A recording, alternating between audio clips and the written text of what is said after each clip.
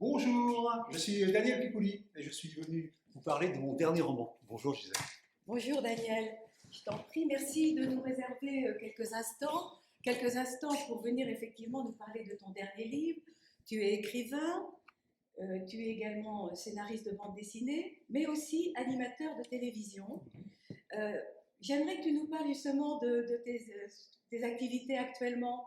À la télévision. Alors, la Oui. télévision est un peu en berne parce que France O a disparu. On a Ah supprimé la chaîne, oui, bien sûr. Ah oui. Donc, pour une émission page 19 qui traitait des littératures d'outre-mer, est passé un petit peu à la trappe, mais je suis sur la 3, Elton, tous les matins, 8h43, quelque chose comme ça, où je raconte des destins de gens ayant une relation avec l'outre-mer. Ça va de Jack London à Julien Clerc, par exemple, qui Ah ont oui, tous oui, eu oui. des rapports avec l'outre-mer. C'est assez C'est un bon saisissant. créneau, oui. Oui, oui, oui, Oui, non, oui. c'est agréable. C'est très agréable, et puis en plus, ça valorise, et il y a plein de relations avec l'outre-mer que les gens ne connaissent pas, plein de gens, ça va aussi bien Coluche, Devers, enfin c'est très étonnant comment l'outre-mer fascine, sûrement pour les vacances aussi un peu. Mais c'est bien de nous faire découvrir tout ça. Merci. Je voudrais simplement te dire que moi, j'ai des livres cultes de Daniel Picouli. J'aime bien L'Enfant Léopard.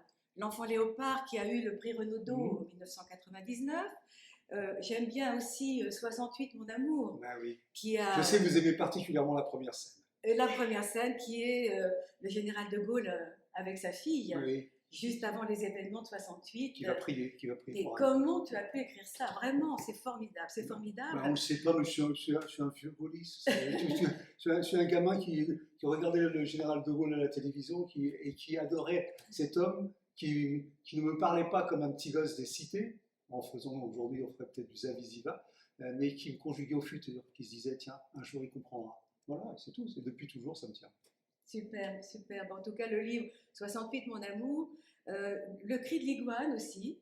Nous apprenons que le cri de l'iguane est muet. Oui, absolument. Et en fait, c'est un livre hommage à ton grand-père Oui. qui est magnifique. Maintenant, écoute, je te laisse la parole pour nous parler de cet ovni. Oui. Voilà. Alors donc, Marcel Proust revient dans ta vie, mais je vois que tu ne l'avais jamais quitté finalement. Non, non. Non, OVNI, c'est bien objet vivant au monde identifié, parce que c'est ça dont il s'agit. Il s'agit de mes 15 ans. C'est-à-dire, comment se fait-il qu'un petit gamin comme moi, habitant dans les cités HLM d'Orly, soit tombé, on va dire aujourd'hui, red dingue de Proust. Et en quoi Proust pouvait résonner chez moi, alors que tout le monde m'a dit, et me dit encore, mais ça n'a rien à voir avec toi, Proust. C'est le monde des snobs, c'est Saint-Germain, c'est bon, voilà. Et j'aurais dit, écoutez, je vais vous donner une seule leçon que m'a donnée Proust, et elle est fondamentale pour un écrivain. Proust m'a donné la liberté.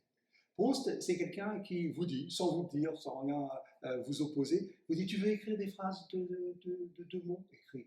Des phrases de 55 lignes, tu écris. Tu veux faire un homme avec 2 femmes, tu veux raconter la vie de quelqu'un en 3 lignes et une sensation en 30 pages, fais-le. Essaie de le faire bien, c'est tout. Et cette leçon-là, est une leçon fondamentale quand vous avez 15 ans, que vous rêvez d'écrire, vous ne savez pas pourquoi, que vous écrivez, vous le savez encore moins. Moi, j'écris depuis toujours, j'allais dire. Et pourtant, dans ma famille, mon père est chaudronnier, ma maman a élevé 13 enfants, elle n'a pas beaucoup eu le temps d'écrire, ça c'est moins qu'on puisse dire. Et donc, pourquoi ça m'est tombé dessus, ça? Et quand je rencontre Proust, j'ai eu un début d'explication.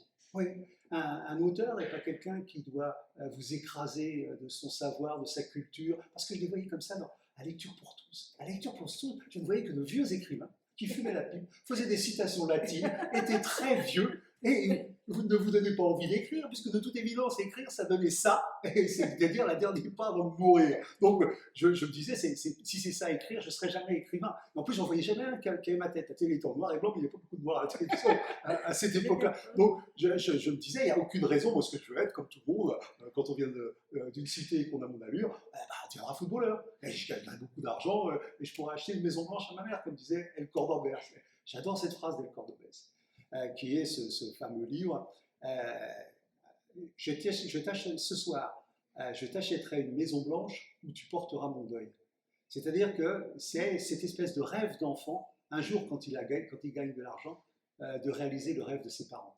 Et moi j'ai écrit, j'ai eu beaucoup de succès et je n'ai pas eu le temps de réaliser ce rêve auprès de mes parents. Bon, bien sûr, je vais toujours déposer mes livres sur la tombe de mes parents. Ça, c'est un peu la FNAC, Ah oui. la tombe de mes parents. Oui, oui, un peu. Oui, Ah. oui, bien sûr. Et j'aurais aimé aussi qu'ils lisent ce livre-là pour qu'ils comprennent, parce mon père était intrigué. Mon père se demandait Ah oui. bien si j'allais pas devenir homosexuel, obligatoirement, puisque je lisais Proust, et comment j'allais gagner ma vie, puisque moi je leur parlais d'écriture, de théâtre. Ma mère était complètement abasourdie et même inquiète quand elle me disait, mais tu veux faire du théâtre plus tard?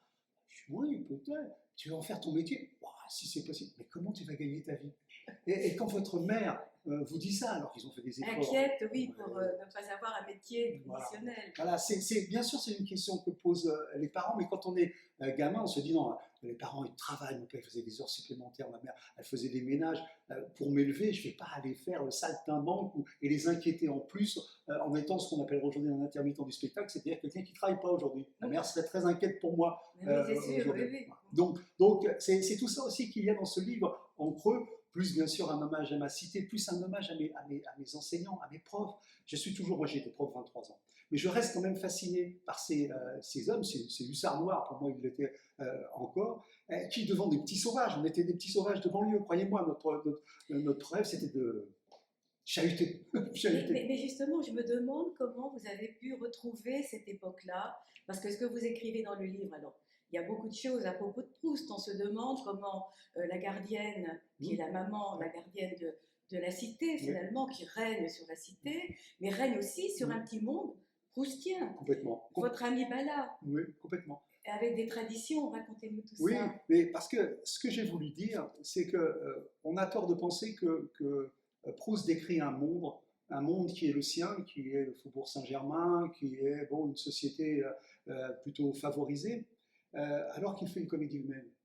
Proust a écrit une comédie humaine dans laquelle on peut tous se retrouver. Aujourd'hui, il y a des petites sociétés proustiennes, intellectuelles, cultivées, mais qui ont les grandeurs de la culture et les petitesses de la jalousie, de l'envie, de la frustration, comme partout, comme tout le monde. Et découvrir ça permet à ceux qui, comme moi, sont d'un milieu modeste, de ne pas sentir, j'allais dire, dévalorisés dans la façon dont ils vivent, la façon dont ils ressentent les choses. Ils sont une société humaine égale aux autres sociétés humaines, avec pas plus de grandeur, mais pas moins, et pas plus de petitesse, et pas moins. Donc moi, je trouve que Proust, très curieusement, vous déculpabilise, ou plus exactement, vous dit que tu fais partie de l'universel des choses, tout simplement. Et ça, c'est fondamental. Quand on a 15 ans, on s'inquiète, on se demande, on voit entre le bas d'Orly, qui étaient les cités, et le haut d'Orly, il y avait des différences sociales considérables. Les gens qui avaient un pavillon, les gens qui avaient une table de ping-pong dont on entendait le bruit quand on passait. C'était le summum de la richesse. C'était une espèce de rêve, nous qui étions dans notre cité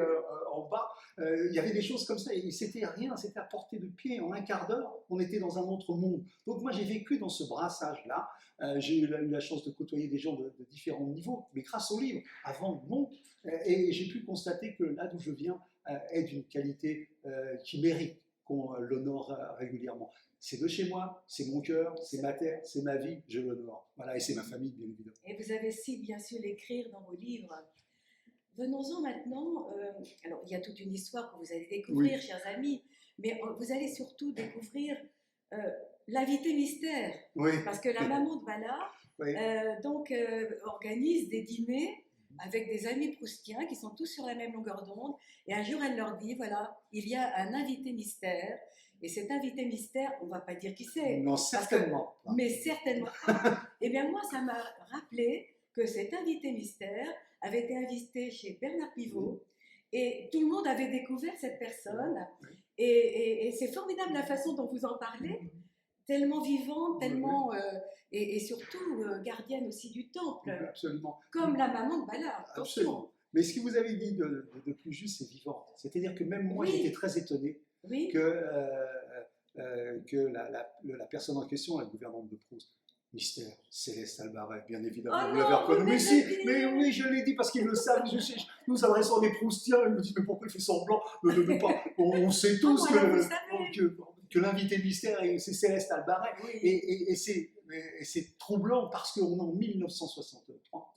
Et Céleste Albaret raconte encore, elle est là, et elle a, comme on dit, toute sa tête, elle raconte tout en détail, elle a vécu, c'est-à-dire que mais c'est un espèce de monument vivant, on a très peu comme ça de personnes qu'on rencontre, on se dit, vraiment, elle a connu Proust, mais plus que connaître Proust, elle a été dans l'intimité de Proust, de ses manuscrits, elle a écrit, elle a raturé, on ne se demande même pas s'il n'y a pas du Céleste Albaret de temps en temps dans quelques phrases, voilà, mais ça c'est absolument magique. C'est la légende, oui. Bien sûr, et Céleste. Ben oui, et faire apparaître Céleste Albaret dans ma cité, en plus elle est porteuse, elle, d'un secret qu'elle n'a révélé à personne, parce que j'espérais quand même que Céleste Albaret vienne avec quelque chose unique pour moi. Donc dans ce livre, elle révèle des choses sur Proust et sur la façon dont a été réalisée la recherche. Parce que la recherche, il faut savoir qu'il y a dans cette histoire, ça fait partie du mystère, il y a quand même une part importante de la recherche qui a été publiée après la mort de Proust et qui a été éditée par son éditeur et son frère, et qui ont essayé de se débrouiller dans ce fatras. Imaginez les manuscrits de Proust, c'est une horreur. Chaque manuscrit est une horreur parce que c'est très compliqué, c'est surchargé. Donc ils ont un petit peu retaillé tout ça. Donc moi toujours je me suis dit, est-ce que c'est vraiment du Proust, la fin de la recherche, voilà. Oui. Donc je me suis dit, il y a dans cette recherche un secret, et pour moi c'est un secret et un mystère d'écrivain, c'est la mort d'Albertine. La mort d'Albertine. Albertine, c'est le personnage le plus important. Il y a une Albertine dans ce livre, bien évidemment. Il n'aurait plus manqué qu'elle ne soit pas là. Bah, bien sûr. Et Albertine meurt de façon absolument anachronique pour un écrivain.